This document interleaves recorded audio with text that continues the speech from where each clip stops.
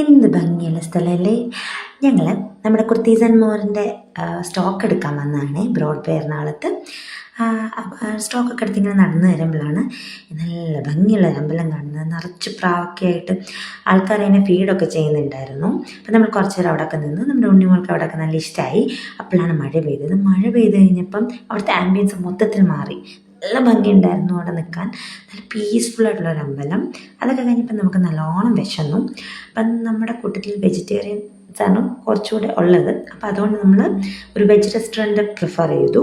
അങ്ങനെ green spoon എന്നൊരു restaurant കണ്ടുപിടിച്ച് നമ്മൾ അങ്ങോട്ട് പോയി. ഒരു നോർത്ത് ഇന്ത്യൻ ഫുഡാണ് അവിടെ കിട്ടുന്നത്. മറ്റേ paneer biryani, paneer Rogan Josh, Bergen കാ ഭർത്ത, മെസ്സി റൊട്ടി, മക്കയ്ക്ക് റൊട്ടി, പിന്നെ ചീസ് കേക്ക്, ഫലൂദ, കട്ടൻ ചായ, അങ്ങനെ ഒക്കെ ഓർഡർ ചെയ്തു. കുഞ്ഞിന് ഞാൻ ചപ്പാത്തിയാണ് കൊടുത്തത്.